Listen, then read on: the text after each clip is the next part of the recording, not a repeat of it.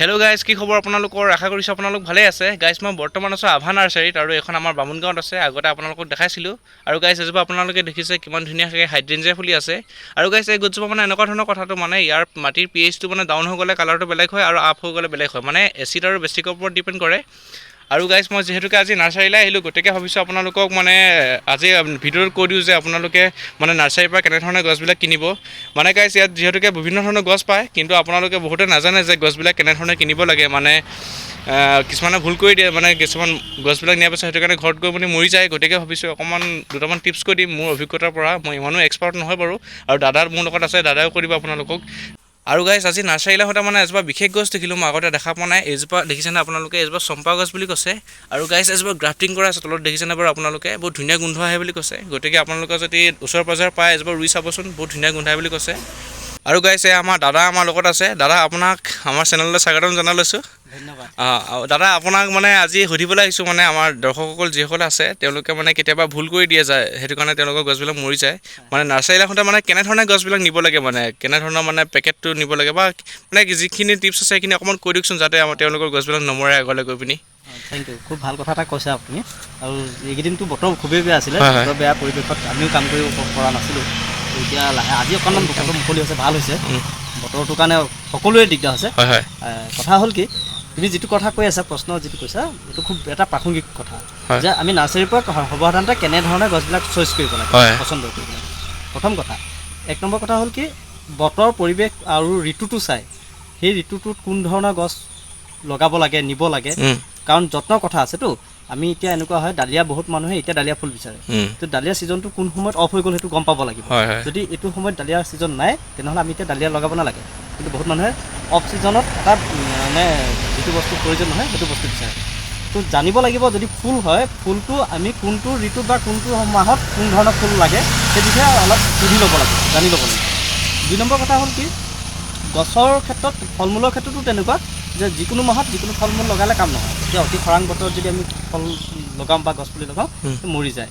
গতিকে তাৰ কাৰণে মানে সেই বতৰ পৰিৱেশটো চাই ল'ব লাগিব। 3 নম্বৰ কথা হ'ল কি, কেনেকুৱা ধৰণৰ পুলি নিলে, মানে বাছনি কৰি নিওঁতে পুলিটো কেনেকুৱা ধৰণৰ পুলি হ'ব লাগে সেইটো জানিব লাগে।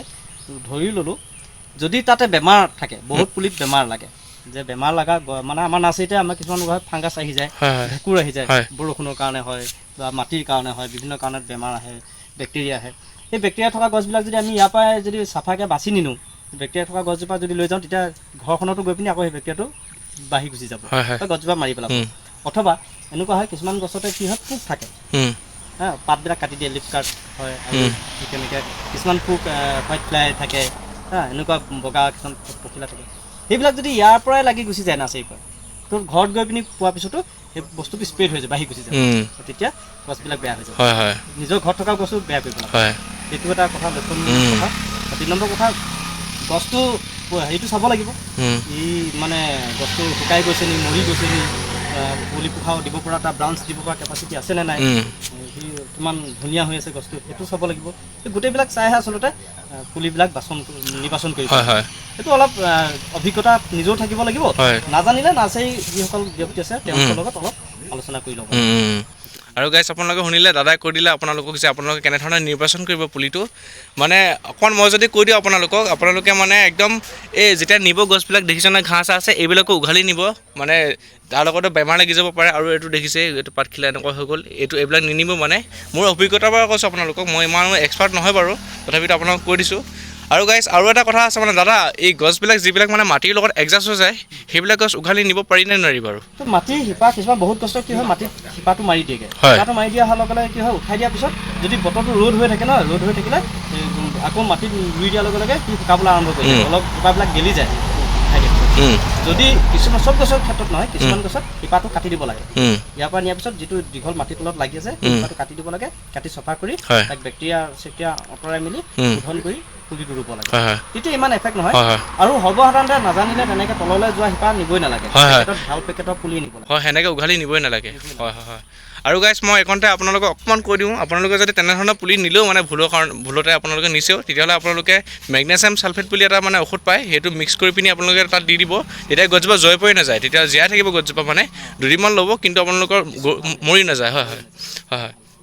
আৰু গাইজ একণতে আপোনালোকক অকণমান কাহিনী এটা কৈ দিওঁ আপোনালোকক মানে আমাৰ ইণ্ডিয়াৰ ক্ৰিকেট খেলুৱৈ এজন আছিলে নামটো পাহৰি গৈছোঁ বাৰু তেওঁ মানে বিদেশৰ পৰা আহোঁতে মানে তেওঁৰ জোতাত মানে আপোনালোকৰ মাটি লাগি আহিছিলে আৰু সেইটো কাৰণে তেওঁ মানে আধা চেলাৰী কাটি দিলে কেলৈ বুজি পালেনে বাৰু আপোনালোকে যে বিদেশত যিটো মানে বেমাৰ আছে মাটিত সেই বেমাৰটো আমাৰ ইণ্ডিয়ালৈ গুচি আহিব গতিকে তেওঁৰ চেলাৰীটো কাটি দিলে গতিকে আপোনালোকে নাৰ্চাৰীৰ পৰা যেতিয়া নিব এইবিলাক যিবিলাক দেখিছে মানে পাতবিলাক গেলি গৈছে এইবিলাক অকণমান দেখা দিছোঁ যিবিলাক পাত গেলি গৈছে চব নাৰ্চাৰীতে থৈ যাব এইখনত অকণমান দেখা দিছোঁ এইখিনি দেখিছে ন কিচেন ধাপাম এইখিনি যিখিনি পাত মানে গেলি গৈছে চব ইয়াতে থৈ যাব মানে ইয়াৰ বেমাৰ ইয়াতে থৈ যাব ঘৰলৈ নিনিব নহ'লে আপোনালোকৰ যিমান গছ আছে চব মৰি যোৱাৰ সম্ভাৱনা আছে আৰু গতিকে এইখিনি টিপছ আছিলে ইমান বিশেষ টিপছো নহয় আপোনালোকে জানেই চাগে বহুতে তথাপিতো নজনাসকলক কৈ দিলোঁ আৰু গাইজ এইখিনি ইনফৰমেশ্যন পাই আপোনালোকক কেনে লাগিল তাক জনাব আপোনালোকে আৰু যদিহে ভিডিঅ'টো চাই ভাল পাইছে আৰু গাৰ্ডেনিং কৰি ভাল পায় তেতিয়াহ'লে মোৰ চেনেলটোক ছাবস্ক্ৰাইব কৰি ল'ব পাৰে আৰু গতিকে আজিলৈ ইমানেই ধন্যবাদ